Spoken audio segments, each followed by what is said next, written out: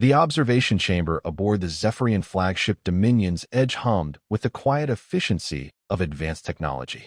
Admiral Kethvar adjusted his scaled shoulders as he studied the holographic display showing the third planet of the Sol system. His four golden eyes, arranged in pairs on either side of his elongated skull, focused intently on the swirling blue and white sphere that had become the center of galactic attention. The chamber itself was a marvel of Zephyrian engineering, with crystalline walls that could display tactical information from any angle and atmosphere processors that maintained the perfect environment for extended strategic planning sessions. "Begin the comprehensive assessment report," he commanded, his voice carrying the authority of someone who had personally conquered 17 star systems and overseen the integration of 43 different species into the Zephyrian Empire. His scaled hide bore the ceremonial scars of his victories, each one telling the story of another world brought under Imperial control. Commander Ysera, the fleet's senior tactical expert, stepped forward with fluid precision.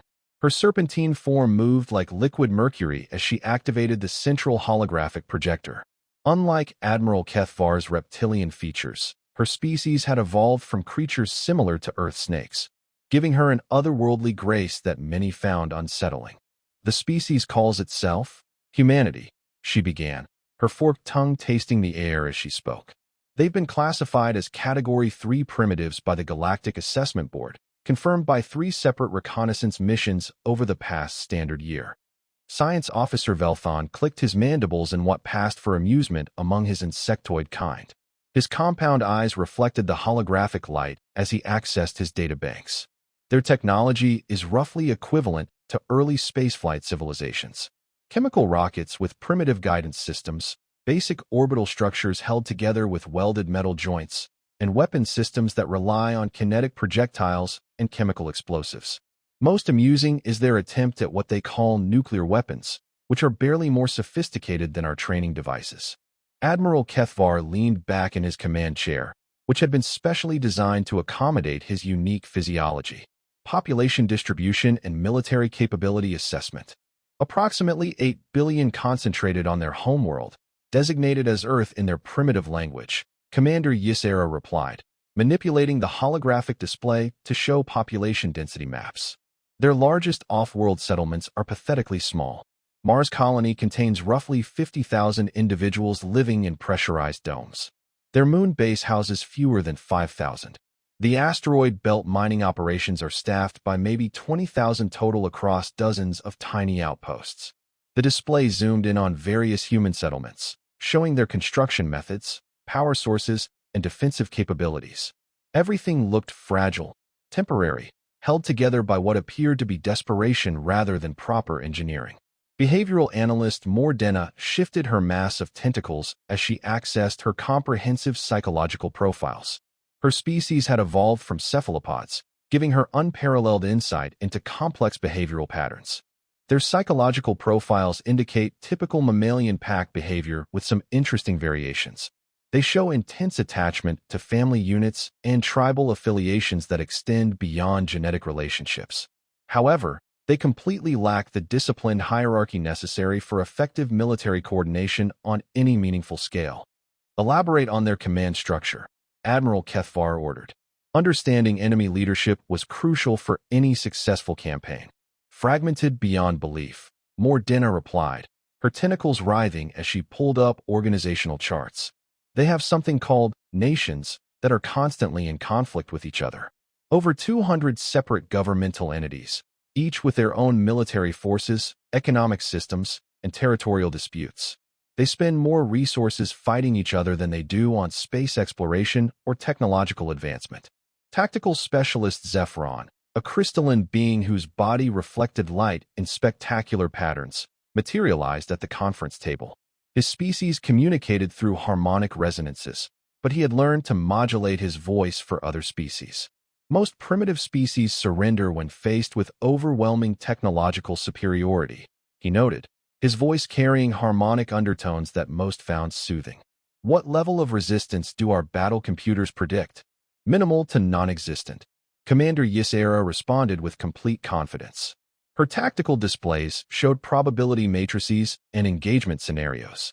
Our battle projections, run through 17 different simulation programs, indicate complete capitulation within 72 standard hours of initial contact. They possess no weapons capable of penetrating even our oldest defensive screen technology, no faster-than-light communication systems to coordinate resistance, and no unified planetary government capable of organizing effective opposition.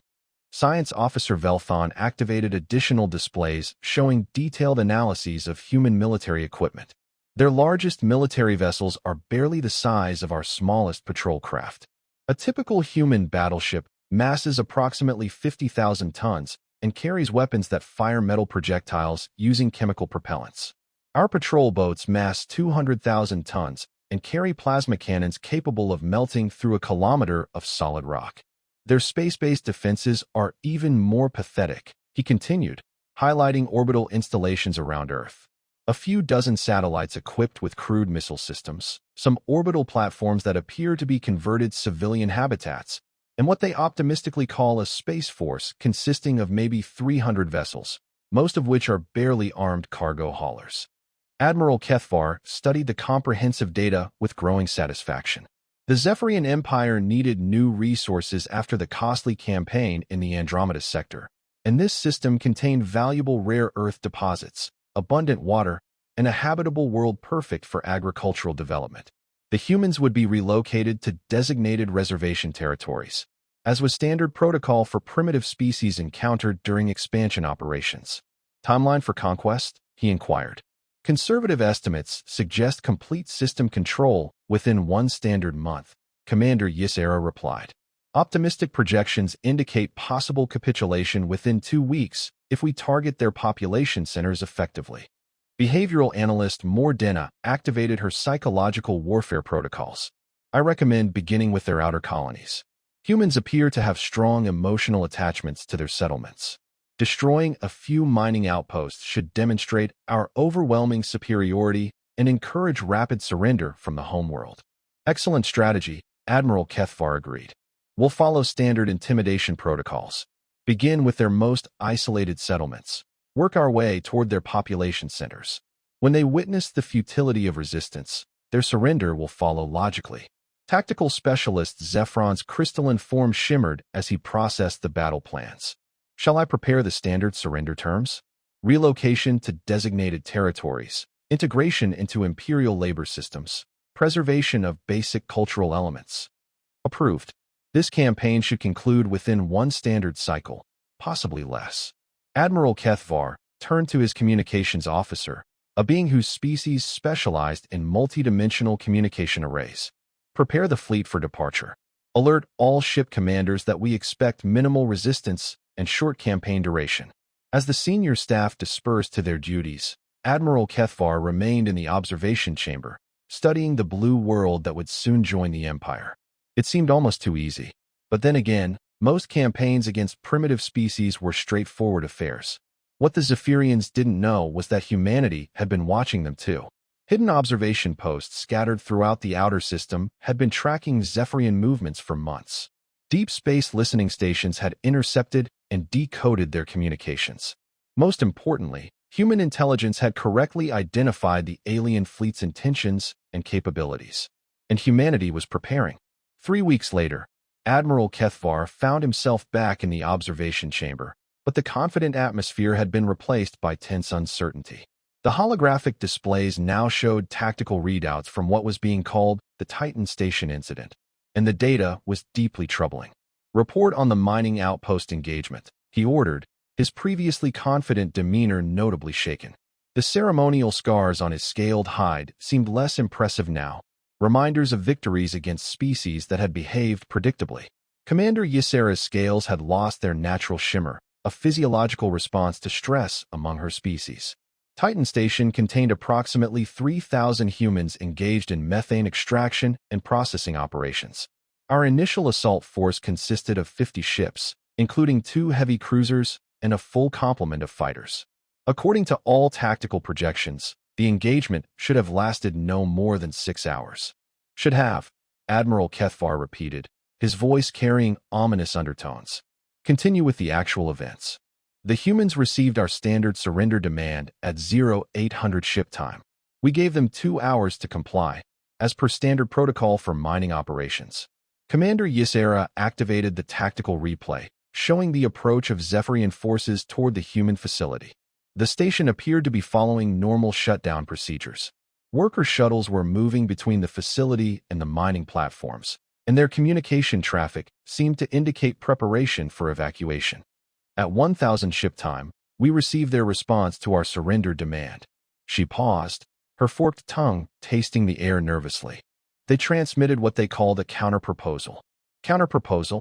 Admiral Kethvar's 4 eyes narrowed. What did these primitives think they could offer us?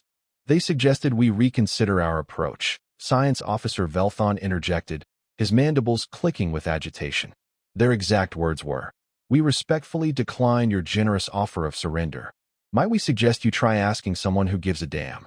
The observation chamber fell silent as the implications sank in. In 3 centuries of imperial expansion, no Category 3 species had ever responded to surrender demands with sarcasm. "Continue the report," Admiral Kethvar ordered grimly. At 1015 ship time, as our forces moved into attack positions, the humans activated what they called Plan Omega. Commander Ysera continued. They began deliberately overloading their fusion reactors, but not randomly. This was coordinated, calculated. They turned their entire facility into a directed energy weapon. The tactical display showed the final moments of Titan Station. Instead of a chaotic explosion, the facility's destruction was carefully orchestrated. The fusion reactors overloaded in sequence, creating a controlled cascade that channeled the energy release in a specific direction, directly toward the Zephyrian fleet. The explosion destroyed 17 of our ships and created a debris field that prevented our remaining forces from approaching the system for 6 hours, Science Officer Velthon reported. But what I don't understand is their evacuation protocol. They had transport ships, escape pods, emergency shelters. They could have fled. Instead, they chose to die rather than surrender, behavioral analyst Mordena added, her tentacles writhing in unprecedented agitation. This defies all logical analysis. Self-preservation is the most fundamental instinct of any intelligent species. Even our most warlike conquered peoples attempted to preserve their lives when faced with certain death. Admiral Kethvar stared at the tactical display showing the expanding cloud of radioactive debris that had once been Titan Station. 17 ships, 17 crews, lost to what should have been a simple intimidation exercise. Surely this was an isolated incident, he said, though his voice lacked conviction. A malfunction, perhaps. Reactor containment failure caused by our weapons fire. I thought so too, Commander Ysera replied. Until we encountered their research station at Europa. The tactical display shifted to show another human installation, this one built into the ice of one of Jupiter's moons. Unlike Titan Station, this facility appeared intact, but the battle damage on the surrounding Zephyrian ships told a very different story. Several vessels showed severe hull breaches, and the sensor logs indicated significant casualties. The facility contained only 800 humans, Commander Ysera continued, her voice becoming more strained. Scientific personnel, not military. Researchers, technicians, support staff. We expected immediate surrender when our 100-ship task force arrived. After all, what could scientists do against a military fleet? What happened? Admiral Kethvar asked, though he suspected he wouldn't like the answer. They used the moon itself as a weapon, Science Officer Velthon explained, pulling up detailed sensor readings. They somehow modified their ice mining equipment into mass drivers, launching chunks of ice at near-relativistic speeds. The impacts were devastating. But that's impossible, Admiral Kethvar protested. Mining equipment doesn't have the power requirements for relativistic acceleration. The energy demands alone would require a capital ship's reactor core. They stripped the safety systems from their fusion reactors, overcharged the power cores to dangerous levels, and channeled everything through modified mining lasers, Velthon replied. They literally turned their entire research station into an improvised mass accelerator. The humans have a term for this kind of modification, jury-rigging. Tactical specialist Zephron's crystalline form flickered with confused harmonics. This represents dangerous recklessness. The probability of catastrophic system failure from such modifications approaches 90%. They knew that, behavioral analyst Mordena said quietly. I've been analyzing their communications during the battle. They calculated the failure probability themselves. They knew they were going to die, Admiral. They knew their improvised weapons wouldn't save them. But they kept fighting anyway.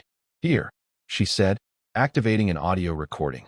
This is from their facility commander, Dr. Sarah Chan. A human voice filled the chamber, speaking in calm, measured tones despite the sounds of battle raging in the background. The voice belonged to someone clearly under extreme stress, yet maintaining perfect composure. This is Europa Research Station to all human settlements. We're holding them as long as we can. The mass driver is functioning within acceptable parameters, and we've scored hits on multiple enemy vessels. The recording continued as explosions echoed in the background. Tell Earth, tell them we bought you some time. Tell them the aliens can be hurt. Their shields aren't perfect, and their tactics are predictable. Use what we've learned. Make it count. Static interrupted the transmission briefly, then Dr. Chin's voice returned. To my colleagues at the Mars facility, the quantum resonance data from last month's experiments might be useful for defensive applications. The files are in the backup servers. Password is Emma's birthday. The recording cut to final static as Europa Station's power core overloaded, taking another 12 Zephyrian ships with it.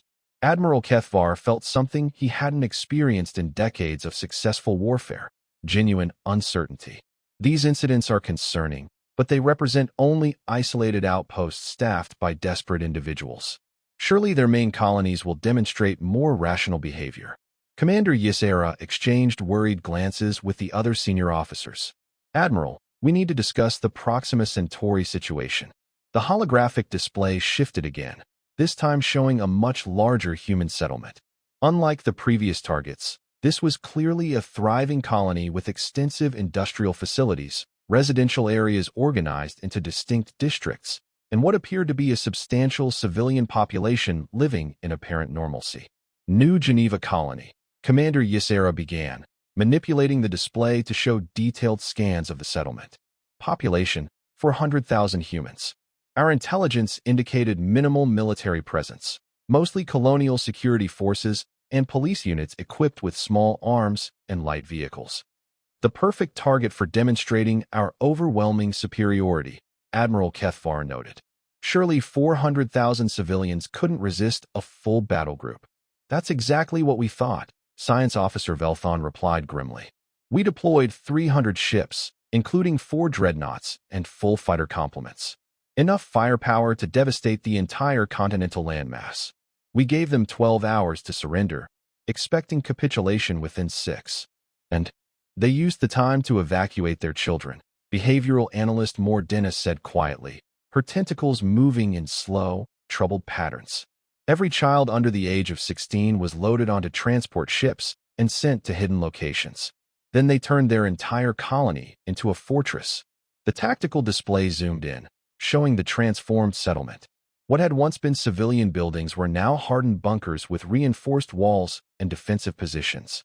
Industrial facilities had been converted into weapons manufactories, their assembly lines retooled to produce military equipment. Even the agricultural domes had been repurposed as shield generators and communications arrays. The transformation took place in less than 12 hours, Commander Ysera explained, her voice carrying disbelief.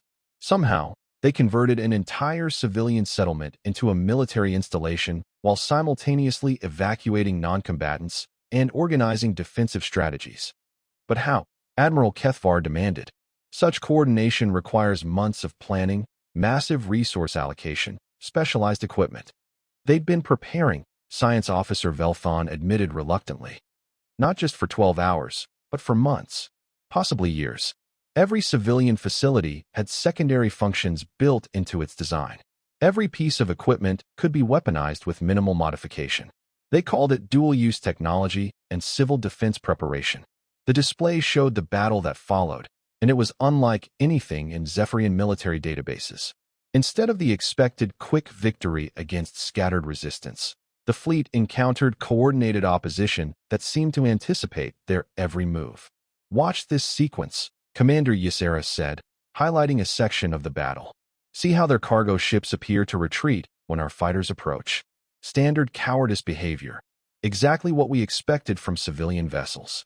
The retreating human ships moved in what appeared to be random, panicked flight patterns. Zephyrian fighters pursued confidently, expecting easy targets. But then, Commander Ysera continued the replay. The retreating human ships suddenly reversed course with precision that would have impressed professional military pilots. Weapons pods that had been concealed in cargo bays opened to reveal missile batteries and plasma cannons. The Zephyrian fighters, caught completely off guard by the unexpected assault, took heavy losses as they flew directly into a carefully prepared ambush. They call it a fighting withdrawal, behavioral analyst Mordena explained. They pretend to flee in disorder, then attack when their enemies pursue. It's a form of tactical deception that requires extraordinary coordination and discipline. Deception? Admiral Kethvar's scales bristled with indignation. Honorable species don't employ deception in warfare. Combat should be straightforward, with clear objectives and honest tactics. The humans seem to believe differently, Science Officer Velthon replied. They appear to have extensive philosophical frameworks governing warfare. They have a saying, all's fair in love and war. The battle recording continued, showing increasingly desperate Zephyrian attempts to break through the colony's defenses. But every time they seemed to gain an advantage, the humans would reveal another surprise. Hidden missile batteries would emerge from beneath apparently empty ground.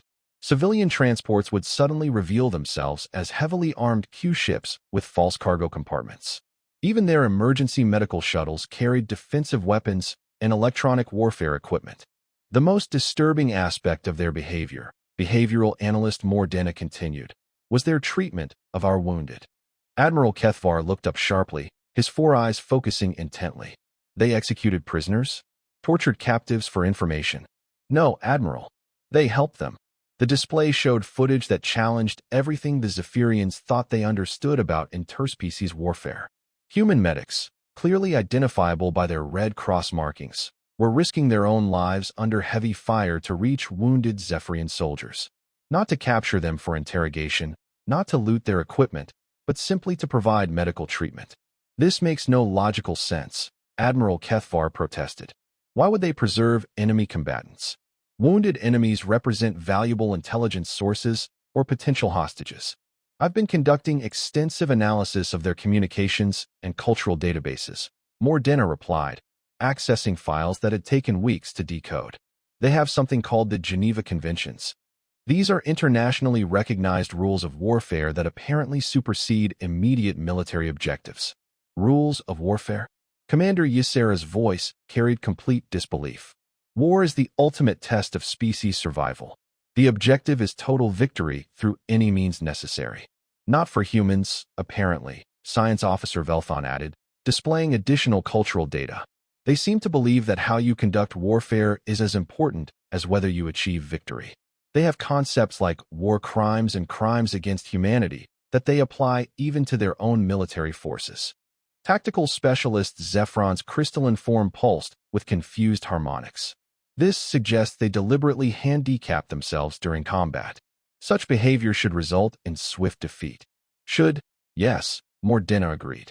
But somehow, these self-imposed limitations seem to make them more effective, not less. Their wounded soldiers fight harder because they know they'll receive medical care. Their civilians cooperate with military operations because they trust their forces to protect them. Their allies provide greater support because they believe human forces will honor their agreements. The recording reached its climax as the humans, running low on ammunition and supplies after 18 hours of continuous combat, prepared for what they called their final stand. But instead of the expected surrender, they activated something called Plan Omega. What you're about to see, Commander Ysera warned, fundamentally changed our understanding of human military psychology and capability. The colony's central fusion reactor began overloading, but this wasn't the crude explosion they'd witnessed at previous encounters. This was controlled, directed, calculated. The humans had somehow modified their primary power source into a massive directed energy weapon with focusing arrays and targeting systems. The blast took out 67 of our ships and completely destroyed our command dreadnought, Science Officer Velthon reported, his mandibles clicking with residual shock. But that's not the most remarkable aspect of their final action. Watch their evacuation protocols. As the colony prepared for its deliberate destruction, streams of small craft launched from hidden bays and underground facilities. But instead of fleeing randomly to save themselves, they moved in perfect coordination, each transport following predetermined flight paths. They saved our people, Admiral Kethvar said quietly, watching the tactical display with growing amazement. Even as they died, they evacuated our wounded. 237 Zephyrian personnel, Mordena confirmed. Wounded soldiers, captured pilots, even the crew members from ships they destroyed who had been pulled from life pods. They risked their evacuation ships to ensure our people reached safety. And that's when we realized, she continued, that we weren't fighting a primitive species. We weren't even fighting a typical advanced civilization. We were fighting something completely unprecedented in galactic history. More dangerous than superior technology? Admiral Kethvar asked. More dangerous than logical self-interest, she replied. Admiral Kethvar dismissed his senior staff and stood alone in the observation chamber, staring at the tactical displays that had shattered everything he thought he knew about warfare, civilization, and the nature of intelligent species. 3 encounters, 3 human victories despite overwhelming technological and numerical disadvantages.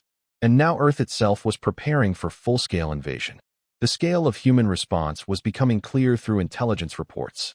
Every human settlement in the solar system was mobilizing. Mining colonies were being converted into fortresses. Research stations were becoming weapons development facilities. Even civilian passenger liners were being retrofitted for combat operations. The door chimed softly, and Commander Ysera entered with the fluid grace of her species. Admiral, we've received comprehensive intelligence updates from our scout ships near Earth. The situation has evolved significantly. Show me, he ordered, though part of him dreaded what new surprises the humans might have prepared. The holographic display activated, showing the human homeworld in unprecedented detail. But it wasn't the same planet they'd observed during their initial assessment weeks earlier. The orbital infrastructure had tripled in size, with new defensive platforms surrounding the planet like a metallic shell. Construction ships worked around the clock, building facilities that defied easy categorization. Where did they acquire so many vessels? Admiral Kethvar demanded, studying the traffic patterns around Earth. Our initial count showed maybe 300 total spacecraft in the entire system. They built them, Commander Ysera replied simply. In 3 weeks, they've mobilized their entire industrial capacity.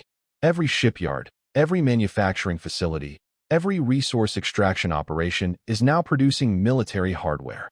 Science Officer Velthon entered the chamber, his compound eyes reflecting the holographic displays. Admiral, you need to see this. We've intercepted comprehensive human communications, and they're unprecedented. Show me, Admiral Kethvar ordered. A human voice filled the chamber, but unlike the previous recordings from doomed outposts, this voice was addressing the entire species through what appeared to be a global communications network. Citizens of Earth and all human settlements throughout the solar system. As of this moment, we are officially at war. Not a war we chose, not a war we wanted, but a war we will finish on our terms. The voice paused, and Admiral Kethvar could hear the sounds of massive industrial activity in the background. The hammering of construction, the roar of engines, the hum of countless machines working at maximum capacity. We know the odds. We've analyzed their technology, studied their tactics, assessed their capabilities.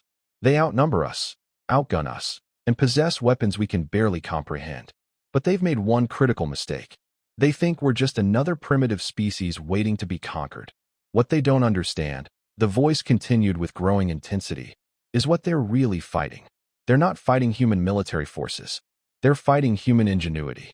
They're fighting human determination. They're fighting the species that looked at a world covered in ice and said, we'll make it warm. The species that saw the empty void of space and said, we'll fill it with life. The species that faced extinction a dozen times and said, not today. Behavioral analyst Mordena materialized in the chamber through the quantum transport system, her tentacles writhing with unprecedented agitation.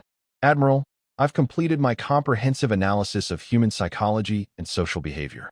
My findings are deeply alarming. Explain.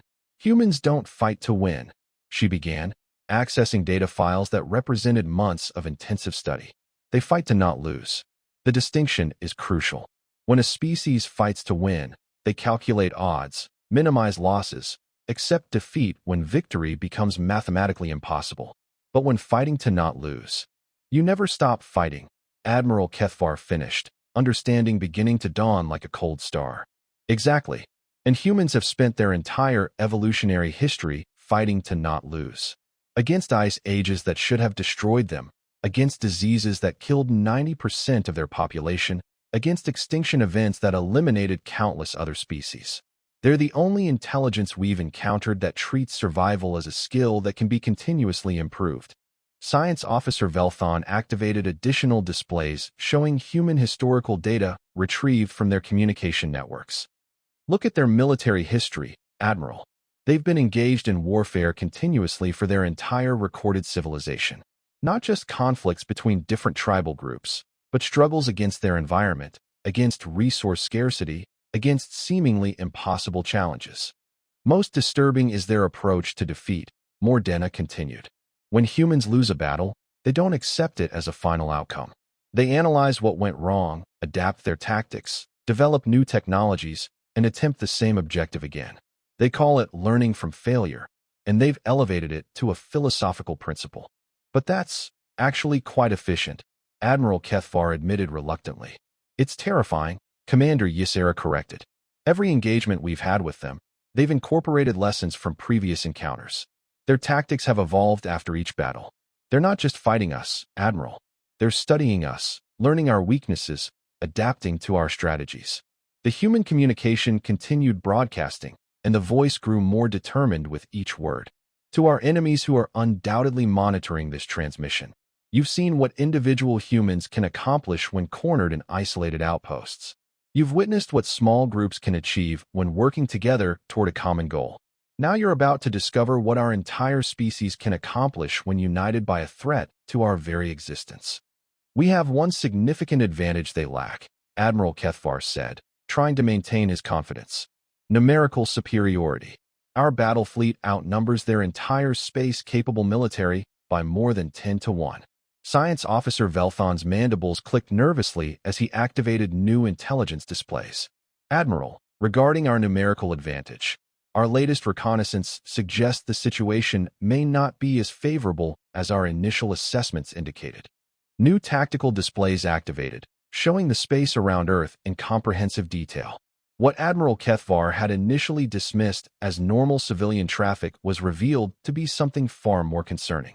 Every human cargo vessel has been fitted with military-grade weapons systems, Commander Ysera explained, highlighting ship after ship that had been modified for combat. Every passenger liner now carries missile batteries and defensive screens. Every industrial vessel has been converted into a potential warship. They're using their entire civilian fleet as auxiliary military units, Science Officer Velthon added, showing the scope of the conversion process. Ships that weren't designed for combat, operated by crews who aren't trained soldiers, but all apparently willing to engage in military operations. That's unprecedented, Admiral Kethvar said slowly. Civilian populations don't voluntarily participate in military operations. They lack training, discipline, proper equipment. Human civilians apparently do, behavioral analyst Mordena replied, accessing cultural analysis files.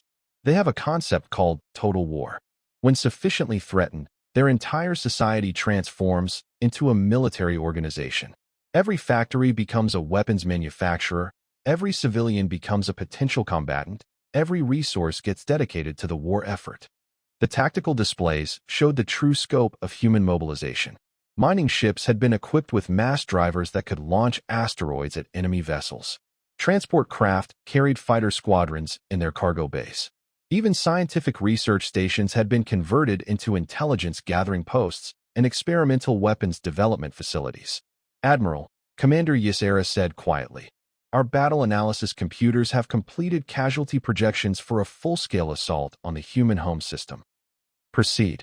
Based on observed human performance in previous encounters, accounting for their demonstrated adaptation rate, and factoring in their apparent willingness to sacrifice civilian assets for military objectives, our computers estimate we would achieve tactical victory at the cost of 73% of our total battle fleet. Admiral Kethvar's scales paled to an unhealthy shade. 73% casualties? Against a Category 3 species with primitive technology? That's assuming they don't reveal any additional capabilities we haven't yet encountered, Science Officer Velthon added grimly. And based on their consistent pattern of tactical surprises, they almost certainly will. Tactical Specialist Zephron's crystalline form flickered with alarmed harmonics. Such casualty rates would cripple the Empire's military capacity for decades. We'd be vulnerable to rebellion in dozens of conquered systems. The human transmission was reaching its conclusion, and the voice carried a tone that made Admiral Kethvar's blood run cold. We know you're listening to this broadcast. We know you think you understand us based on your observations of our isolated settlements. But you've only seen humans when we're trying to survive against impossible odds. You haven't yet seen what we're capable of when we're trying to protect something we love. To our children who might hear this someday, when you're older and the galaxy is a different place, we're sorry this is the world you're inheriting. We're sorry you'll grow up knowing that the universe contains species that see other intelligent life as resources to be exploited. But we promise you this: humanity will still be here when you reach adulthood. Whatever it costs, however long it takes, however much we have to sacrifice, we will still be here. The transmission ended with a moment of silence that seemed to echo through the observation chamber. Admiral Kethvar turned to his senior staff, all of whom appeared as shaken as he felt. Recommendations for proceeding? Admiral, Commander Ysera began carefully. I believe we need to consider alternative approaches to this situation, such as negotiation, she replied. A mutual defense alliance, perhaps.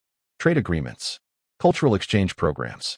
We underestimated them catastrophically because we focused exclusively on their current technology level instead of their adaptability, innovation, and strategic thinking. Science Officer Velthon clicked his mandibles in agreement. Their technological limitations appear to be temporary constraints, Admiral. But their strategic flexibility, their willingness to sacrifice for long-term objectives, their ability to coordinate complex operations, these represent permanent advantages that will only become more dangerous as their technology advances. Behavioral analyst Mordena extended her tentacles in a gesture of emphasis. Admiral, we've been approaching this as a standard conquest operation. But what if we reconsidered it as recruitment? Recruitment. Humans possess capabilities that would be valuable assets for the Empire, she explained. Their innovation under extreme pressure, their tactical flexibility, their absolute refusal to accept defeat. These traits could benefit our other military operations significantly. Admiral Kethvar studied the displays showing Earth's comprehensive defensive preparations. Humanity had transformed their entire civilization into a military machine in less than a month. Given proper resources, advanced technology, and time to prepare, what could they accomplish? There's another consideration, Science Officer Velthon added quietly. If we withdraw now, what happens when humans develop faster than light travel? What happens when they start expanding beyond their solar system? The implications hung in the air like a toxic cloud. A species that treated survival as an art form, that refused to surrender under any circumstances, that could transform civilian infrastructure into military assets, with interstellar travel capability. Send a transmission to Earth, Admiral Kethvar ordered finally. Request immediate diplomatic contact. Priority Alpha protocols. Sir. Commander Ysera seemed surprised by the sudden change in approach. We came here expecting to find another primitive species ready for standard integration procedures, Admiral Kethvar explained. Instead, we've discovered something far more dangerous and potentially far more valuable. A species that has mastered the art of not losing. Should I prepare the fleet for full withdrawal? She asked. Admiral Kethvar looked one final time at the tactical displays showing thousands of human vessels, each one operated by individuals who had proven they would rather die than surrender. An entire species that had spent millennia turning survival into a science. Yes, he said quietly. And Commander? When you write the official report to High Command, make absolutely certain they understand our reasoning. We're not retreating because we lack the capability to achieve military victory. We're retreating because achieving that victory would cost us everything we've built, and they would still be here when it was over, probably stronger than before. What classification should I assign to humanity in the report? She asked. Admiral Kethvar considered the question carefully. Create a new category. Category 1 Alpha. Potential allies of highest strategic value. Immediate diplomatic priority. As the massive Zephyrian fleet began its withdrawal from human space, Admiral Kethvar remained in the observation chamber, watching Earth grow smaller on his displays. Somewhere on that blue world, 8 billion humans were probably celebrating what they considered a victory. But he knew better. This hadn't been a human victory. It had been a demonstration. A warning.